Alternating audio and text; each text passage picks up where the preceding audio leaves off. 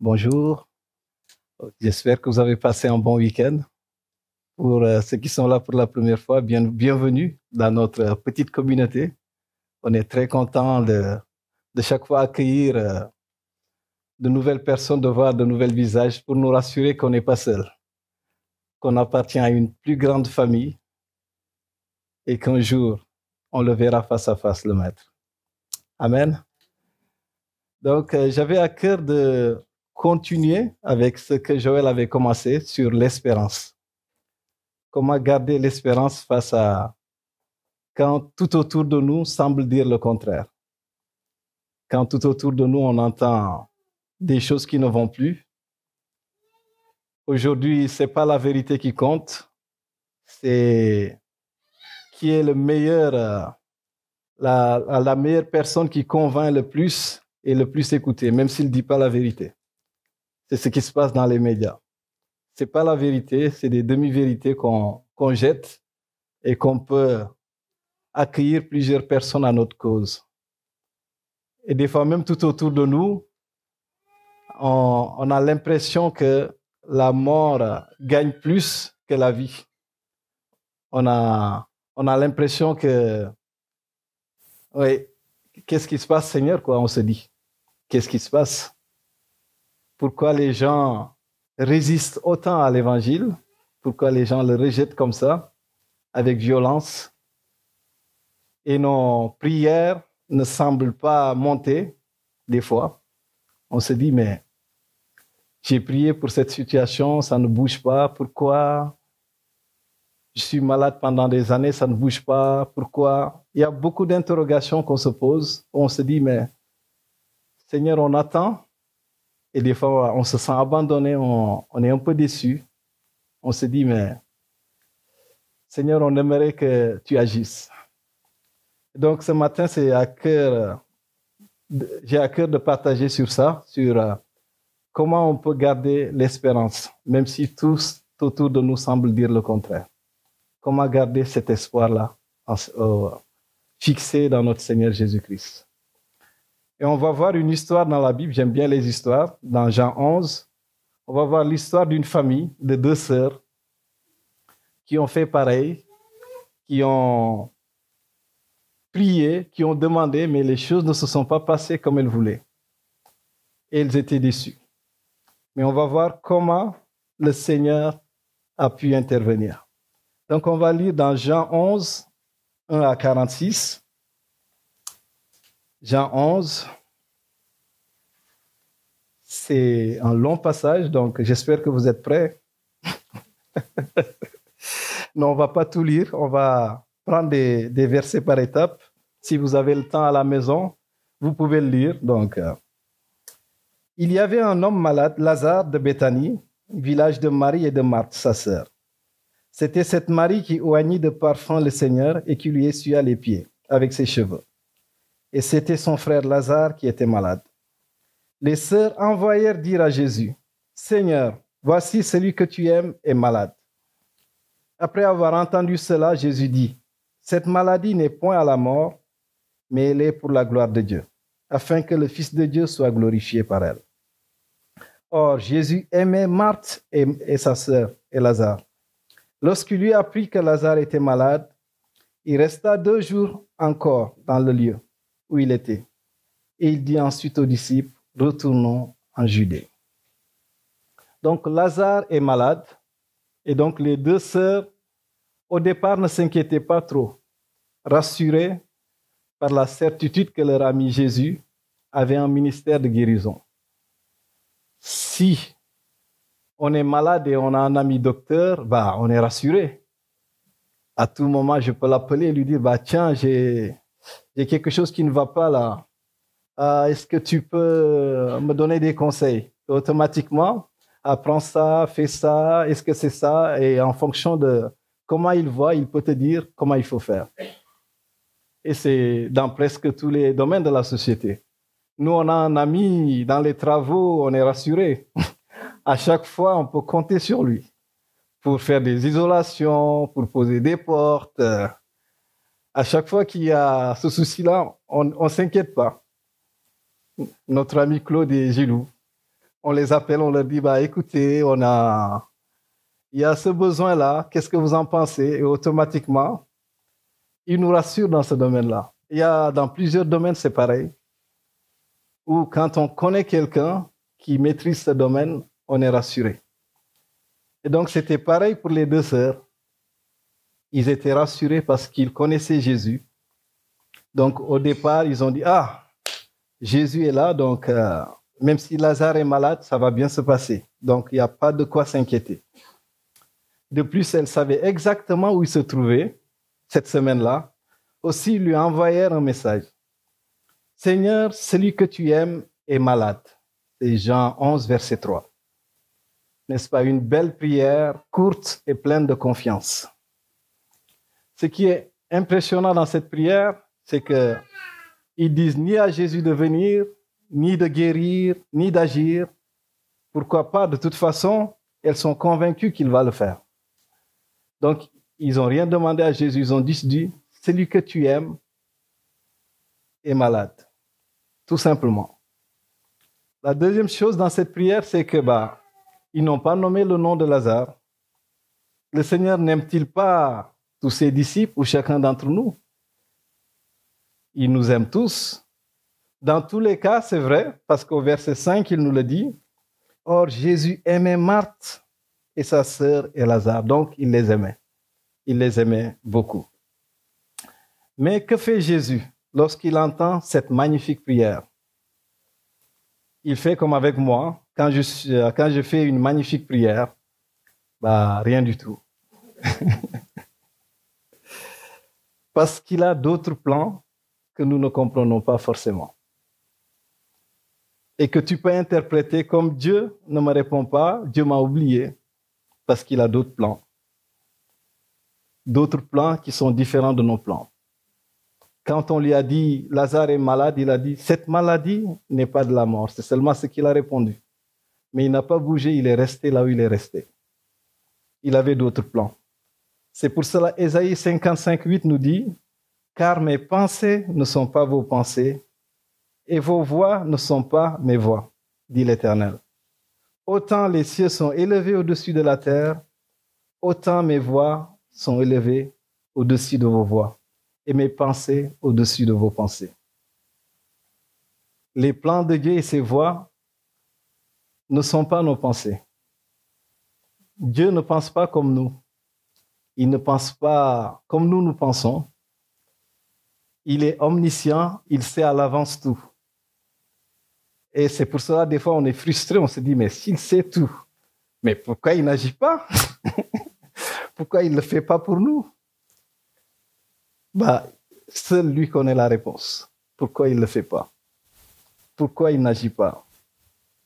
Et donc, il existe des situations ou des prières où nous ne comprenons pas le silence de Dieu, où on est dépassé par ce qui se passe. On a vu notre sœur Marie-Noël qui était là avec nous. Donc, on a prié pour elle la veille, le dimanche, pour une opération. Elle est partie et elle n'est plus revenue. C'est fini. Elle a rejoint le Seigneur. Donc, on peut se poser la question, mais Seigneur, on a prié pour elle. Qu'est-ce qui se passe? Pourquoi ça s'est passé comme ça? Ce n'était pas notre plan. Notre plan, c'était qu'on a prié pour elle et on attendait que l'opération se passe bien et qu'elle revienne avec nous. Mais Dieu avait d'autres plans pour elle. D'autres plans. C'est pour ça que j'ai dit, nos pensées ne sont pas ses pensées et nos voix ne sont pas ses voix. Il agit différemment. On doit fixer notre confiance en lui. Et ce n'est pas facile. Et le plus dur souvent, c'est qu'il ne donne pas d'explication. Et notre culture part du principe que les explications sont en droit. Mais le Seigneur est moins intéressé par des explications que nous ne le sommes. Lisez par exemple le livre de Job. Job. Ce dernier n'a jamais eu la moindre ébauche d'explication de ce qui lui est arrivé. Plusieurs situations compliquées se sont passées dans sa vie. Job n'a jamais eu d'explication. Oui, comme tu dis, il a souffert. Il a tout perdu. Mais est-ce qu'il a eu une explication? Est-ce que Dieu lui a dit, bon, Tu sais pourquoi ça t'arrive? C'est à cause de ça ou ça ou ça. Non, il n'y a pas eu d'explication. Et souvent aussi, quand nous traversons ces moments difficiles, nous cherchons des explications. Et souvent, on peut être interprété par « Ah, c'est parce que j'ai péché contre quelqu'un. » Ou bien « J'ai pas demandé pardon à quelqu'un. » Ça peut être possible, mais souvent, des fois, il n'y a rien. C'est parce que ça devait arriver et c'est arrivé. Et on n'a pas d'explication. Et c'est ça qui nous trouble encore plus quand on n'a pas d'explication. Et donc, faisons attention de ne pas tomber dans la tentation du jardin d'Éden, la tentation du savoir. Il y avait les arbres qui étaient là, l'arbre de la connaissance du bien et du mal. Ils pouvaient, Adam et Ève, profiter de tout ce qui était là, sauf de cet arbre-là. Mais cette tentation de savoir, cette tentation de comprendre, mais pourquoi on ne doit pas toucher à ce fruit-là? Pourquoi? Pourquoi ce fruit-là, on ne peut pas y goûter? Cette tentation était là et le diable en a profité pour plus les conduire et les diriger à atteindre leur objectif. Et la tentation de se détourner de l'obéissance pour se focaliser sur la connaissance. Parce que ça peut ne pas bien se passer. Souvent, la réaction, c'est que, comme il ne m'a pas répondu, je vais faire comme je le pense être bon. Je lui ai demandé que je veux me marier. Tout le monde s'est marié. Moi, je ne me suis pas marié, je n'ai pas d'enfant. Mais depuis des années, je prie pour ce mariage et que ça ne bouge pas. Comme il ne m'a pas répondu, écoute, je vais prendre même une femme qui ne connaît pas Dieu, ce n'est pas grave, parce que je suis fatigué. Comme il ne m'a pas répondu, je vais faire ça. Comme il ne m'a pas répondu, je vais faire ça. Et souvent, cette tentation-là, il est là, la tentation du savoir, mais aussi la tentation d'agir et de ne pas se focaliser sur l'obéissance et d'attendre, même si ce n'est pas évident. Et je reconnais. Ça s'est passé avec Abraham, quand Dieu lui a dit « Tu auras un enfant ». Mais tout autour de lui semblait dire le contraire.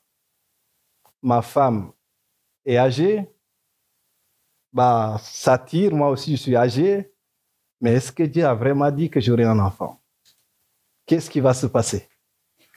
À force d'attendre, je ne sais plus combien de temps Abraham a attendu, si c'est des années, si c'est des mois, on ne sait pas. Mais cette attente était tellement difficile que Sarah a voulu aider. Et ça ne s'est pas passé comme ce que Dieu avait prévu. Et souvent, cette tentation est là et on doit faire attention. Accepterions-nous de nous satisfaire de Dieu lui-même si aucune explication ne nous est fournie? Est-ce qu'on peut accepter ça, de nous satisfaire de Dieu, s'il n'y a pas d'explication sur ce qu'on traverse, s'il n'y a aucune explication qui nous est donnée? Est-ce qu'on accepte? Au verset 17, donc, Jésus arriva. On va lire le verset 17. Après tout ce temps d'attente, il y a eu quelque chose qui s'est passé et Jésus arriva. Jésus étant arrivé, trouva que Lazare était déjà depuis 4 jours dans le sépulcre. Et comme Béthanie était près de Jérusalem, à 15 stades environ, beaucoup de Juifs étaient venus vers Marthe et Marie pour les consoler de la mort de leur frère.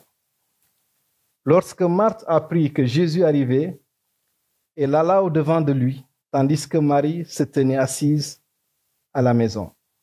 Marthe dit à Jésus, « Seigneur, si tu avais été ici, mon frère ne serait pas mort. » Si tu avais été ici, la déception.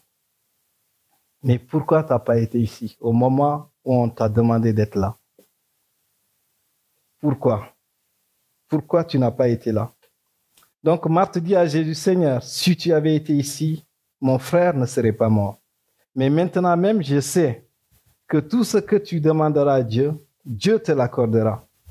Jésus lui dit, ton frère ressuscitera. Il lui dit, je sais, lui répondit Marthe, qu'il ressuscitera à la résurrection au dernier jour. Jésus lui dit, « Je suis la résurrection et la vie. Celui qui croit en moi-même, s'il meurt, et quiconque vit et croit en moi ne mourra jamais. Crois-tu cela ?» Il lui dit, « Oui, Seigneur, je crois que tu es le Christ, le Fils de Dieu, qui devait venir dans le monde. » Je pense qu'il le croit. Selon Marthe, la résurrection, c'est une doctrine. Mais la résurrection, c'est une personne. Elle s'appelle Jésus.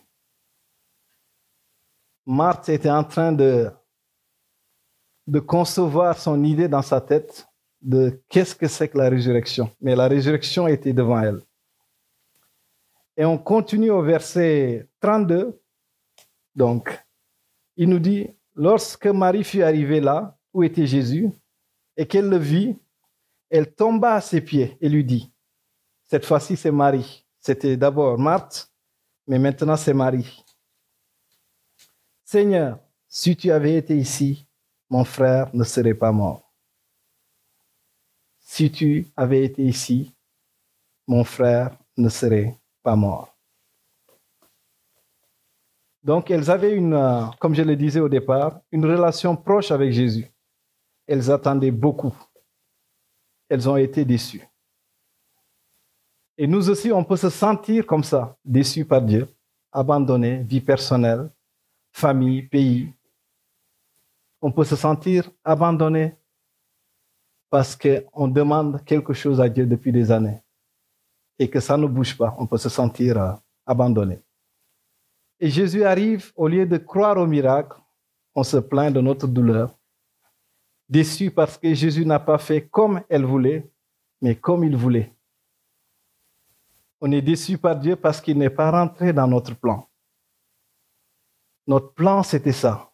Mais pourquoi il n'est pas rentré dans ce plan-là, qui était tellement beau, qui est logique, qui a du sens? Pourquoi il ne rentre pas dans ce plan-là? Pourquoi il aime les plans compliqués? On dirait quand c'est pas compliqué avec Dieu, non, ça ne va pas. Il faut que ça soit compliqué. Non, c'est pour rigoler. Mais pourquoi il n'est pas rentré dans ce plan qui est tellement facile et évident? Jésus vient et la première chose qu'il fait, c'est pleurer. Oui, c'est pleurer parce qu'on n'arrive pas à voir l'avenir, tout est mort. On n'arrive pas à garder cet espoir. Et donc Jésus pleura au verset 35. Il y a plusieurs théories sur pourquoi Jésus pleura. L'une des théories, c'est il pleure pour les Juifs et le peuple de Dieu qui, face à la mort, se trouvent tout aussi démunis que n'importe quel païen. Il pleure de voir le manque d'espérance du peuple de Dieu face à la mort.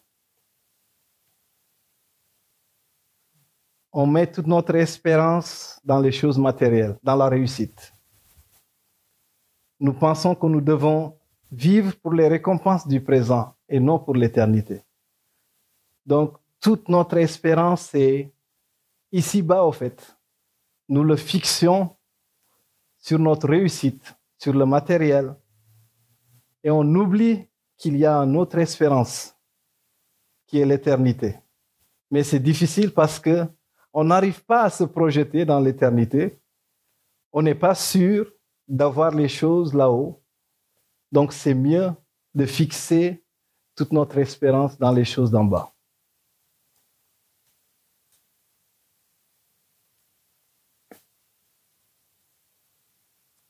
Donc, une grande partie du mouvement écologique est animée par la crainte irrationnelle que la planète va mourir. Ce qui n'est tout simplement pas vrai. Ce n'est pas que je suis contre les mouvements qui se lèvent, les scientifiques qui ont étudié, qui ont mis en place beaucoup de recherches pour voir comment notre planète évolue et toutes ces choses-là. Mais nous avons cette promesse d'alliance de notre Créateur. Et je pense qu'on va le lire, Genèse 8, 22, pour nous rappeler des promesses de Dieu. Genèse 8, 22 nous dit, c'est une promesse d'alliance. Tant que la terre subsistera, les semailles et la moisson, le froid et la chaleur, l'été et l'hiver, le jour et la nuit ne cesseront point. Je vais le relire. Tant que la terre subsistera, les semailles et la moisson, le froid et la chaleur, l'hiver et l'été, le jour et la nuit ne cesseront point. Il se peut que la planète soit en plein réchauffement, mais l'hiver et le froid ne disparaîtront pas. Nous devons croire à cette promesse-là. C'est la promesse que la Bible nous donne. C'est la promesse que la Bible nous donne. Et nous devons garder cette espérance forte dans les promesses de la parole de Dieu. Même si tout semble autour de nous dire le contraire. Même si la peur est utilisée pour nous envahir. Donc le mandat que Dieu nous a donné, c'est de prendre soin de la terre. C'est pour cela, la plupart d'entre nous, on cultive, on fait un peu de jardinage. Je ne suis pas en train de dire, oui, comme la terre va disparaître, bon, on ne s'en occupe pas. On n'a pas besoin de s'inquiéter. On n'a pas besoin de faire quelque chose pour améliorer la situation de la terre. Non. Dieu avait parlé à Adam et Ève, il a dit quoi? Prenez soin de la terre, de prendre soin de la terre. Donc notre responsabilité aussi en tant que chrétiens, c'est de prendre soin de la terre. C'est pour cela, nous aussi, on est en quelque sorte plus écologique que l'écologie.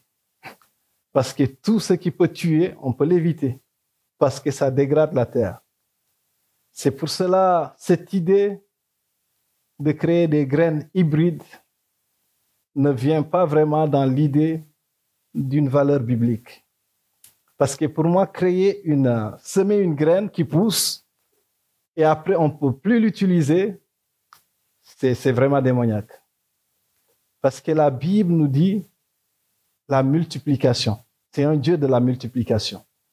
On crée une graine, il pousse et à partir de ces plusieurs graines, on recrée une graine, on sème encore une graine, ça se multiplie et ça se multiplie et ça se multiplie. Il y a une variété, une énorme variété, pas juste une graine qu'on sélectionne et qu'on doit imposer à tout le monde. Non. Notre Dieu est le Dieu de la diversité et de la multiplication.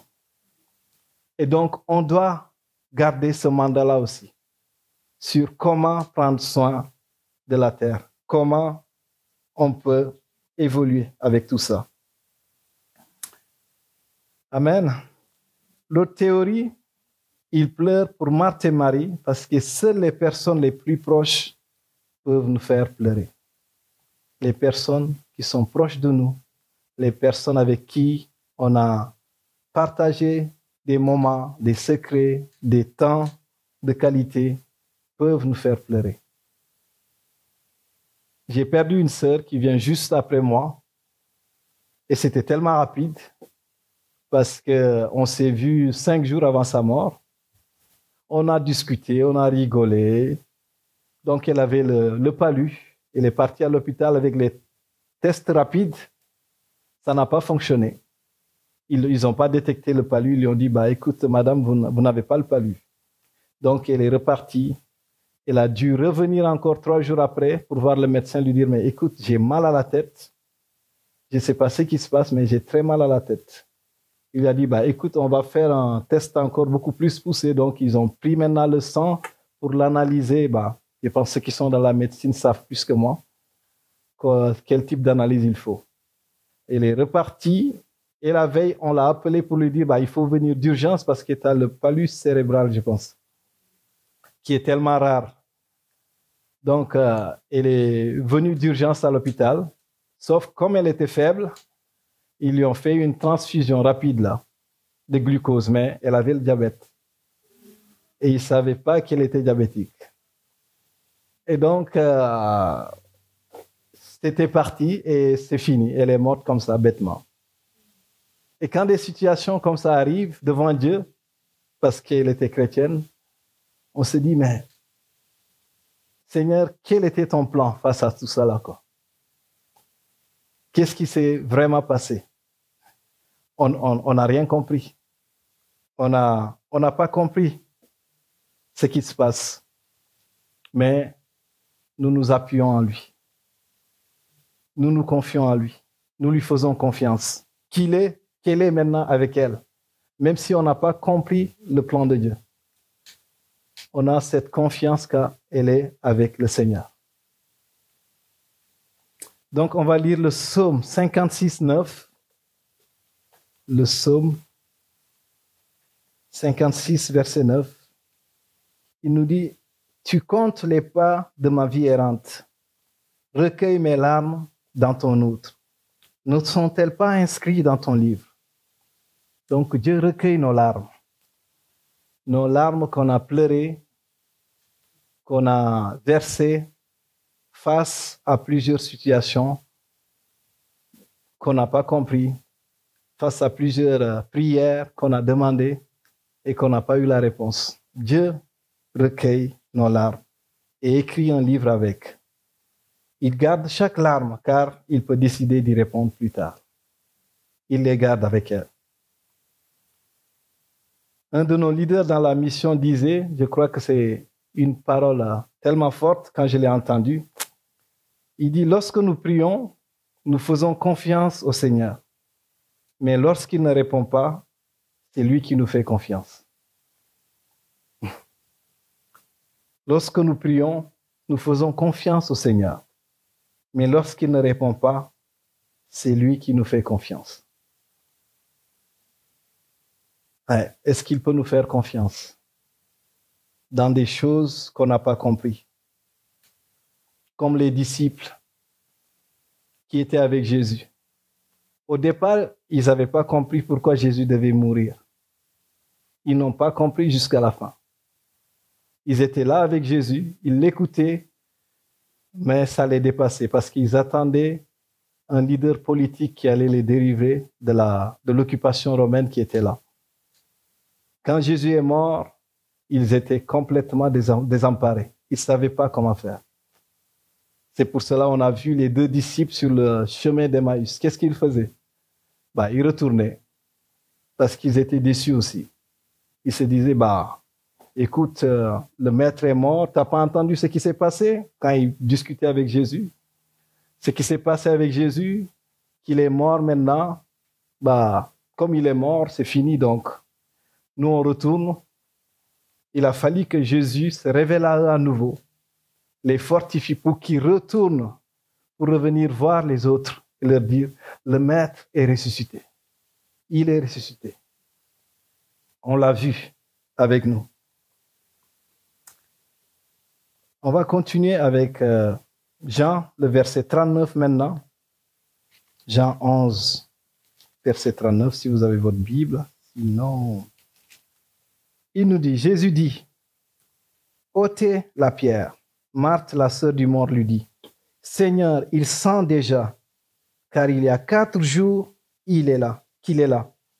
Jésus lui dit, ne t'ai-je pas dit que si tu crois, tu verras la gloire de Dieu? Ils ôtèrent donc la pierre, et Jésus leva les yeux en haut et dit, Père, je te rends grâce de ce que tu m'as exaucé. Pour moi, je savais que tu m'exauces toujours, mais j'ai parlé à cause de la foule qui m'entoure, afin qu'ils croient que c'est toi qui m'as envoyé. Ayant dit cela, il cria d'une voix forte, Lazare, sors! Et le mort sortit, les pieds et les mains liés de bandes, et le visage enveloppé d'un linge. Jésus leur dit, déliez-le et laissez-le aller. Lazare était mort 4 jours. 4 jours, la décomposition était entamée. C'est fou la puissance de la résurrection. Comment Jésus, juste par la prière, cette prière est partie jusqu'au monde des morts pour toucher Lazare. Je ne pense pas qu'un mort entend, à moins qu'il y ait des médecins parmi nous pour nous dire si, quand on est mort, on peut entendre ou pas, je ne sais pas. Mais ce qui est sûr, c'est que Lazare a entendu ce message de Jésus. Il a entendu cette prière de Jésus qui a traversé pour aller toucher Lazare. Et Lazare est sorti tout enveloppé, tout bandé, tout entouré de... C'est quand même impressionnant, très impressionnant, cette puissance de la résurrection. L'espérance est fondamentale à la vie chrétienne. Hébreux 6 nous dit, l'espérance est comme un ancre de l'âme sûre et solide qui pénètre au-delà du voile. Il pénètre au-delà du voile, comme un ancre sûre et solide. C'est pour cela que quand nous perdons cette ancre, on est ballotté, parce qu'on n'est plus sûr. On est balayé par toutes sortes de vents qui arrivent, parce qu'on a perdu cette ancre sûre et solide, qui traverse, qui est accrochée, qui a percé le voile et qui est accrochée là-haut. Cette espérance sûre et solide que Hébreux 6 nous dit. Quand nous le perdons, nous sommes comme déséquilibrés. Et comme nous aussi, nous pouvons perdre espoir. Nous pouvons perdre espoir sur des choses qu'on a demandées à Dieu. On peut les perdre. On peut faire comme Marthe et Marie, on est tous tentés de faire pareil, d'enterrer ces prières et de faire rouler une grosse pierre dessus et de dire que ça ne va jamais marcher. Laissons-le dedans. On est tous tentés, autant que nous sommes, même moi-même, de faire comme les sœurs et de fermer cette grotte-là au-dessus. Il y avait un orateur qui disait, dis-moi quelle prière tu as arrêté de prier. Je te dirai où est-ce que tu as perdu espoir. Où est-ce que tu as perdu cet espoir et cette espérance. Peut-être qu'on priait pour l'Église, on voulait que ça avance, d'un coup ça bloque, on dit, ça ne va jamais marcher. Ça ne va jamais marcher. Bon, laissons tomber et suivons juste comme ça. Ou bien on prie pour notre famille qui ne connaît pas Dieu. Et arrivé un moment, écoute, c'est comme si plus je prie, plus ça s'empire, donc laissons tomber, ils ne vont jamais comprendre. Peut-être j'ai prié pour une femme, pour un mari. On sait quel est ce sujet. Peut-être qu'on prie pour notre pays, la France, qui va mal. Et plus on prie, plus ça s'empire aussi. Donc, comment demander la puissance de la résurrection de venir ressusciter cet espoir-là qu'on a perdu, cette espérance qu'on a enterrée, cette espérance qu'on a laissée quelque part et qu'on se dit, peut-être que ça ne va jamais marcher. Amen. Je vais juste lire ce dernier verset et après, on va prier. Il dit, Romains 15, 13, qui nous encourage beaucoup. J'aime beaucoup cette prière. Je pense que c'est une prière remplie d'espérance et de foi. Il dit que le Dieu de l'espérance vous remplisse de toute joie et de toute paix dans la foi, pour que vous abondiez en espérance par la puissance du Saint-Esprit. Amen. Que le Dieu de l'espérance vous remplisse de toute joie et de toute paix dans la foi, pour que vous abondiez en espérance par la puissance du Saint-Esprit. Donc, pour garder cet espoir, nous devons vraiment prier. La prière et la confession de la parole de Dieu nous aident. Parce qu'on peut aligner ce qui se passe autour de nous avec la parole de Dieu, avec les promesses de la parole de Dieu. Quand vous regardez beaucoup les infos, c'est bien, mais faites attention. S'il faut perdre espoir et espérance, c'est dans les médias. Et dans tout ce qui est médias, YouTube, télé, journal. Ça nous fait perdre notre espérance parce qu'on n'entend que des mauvaises nouvelles. Il faut qu'on qu'on cultive cette espérance-là en nous, qu'on ne laisse pas, comme on dit, les ministères du découragement et du négativisme venir en nous et nous décourager complètement, nous plomber. Toute notre motivation, parce que tout ce qu'on veut faire, non, ça ne va pas aller, non, c'est pas bien, non, ça ne va pas aller, non, non, non. Allez, on descend, on descend, on descend. Il faut vraiment qu'on cultive cette espérance-là, qu'il y a de l'espoir. Qu'il y a de l'espoir en Jésus, qu'il y a cette espérance en Jésus. Et on doit le garder comme cet ancre solide et sûr. Et on doit développer aussi cette façon quotidienne d'aller vers la parole, de laisser la parole se révéler à nous. Cette révélation de la parole fait grandir en nous l'espérance et l'espoir. Parce que quand ça ne va pas, on peut s'appuyer sur la parole. On peut dire, Seigneur, tu as dit ça. Seigneur, tu as dit ça. Et je garde sur ça, je m'appuie sur ça pour avancer. Amen. On va juste baisser la tête et demander au Saint-Esprit quel est ce sujet-là que j'ai arrêté de prier, où j'ai perdu espérance, et lui dire, Seigneur, ressuscite cela en nous. Donne-moi de croire à nouveau que tu es fidèle, que tu peux le faire. Et je vais demander à Joël s'il peut prier pour nous.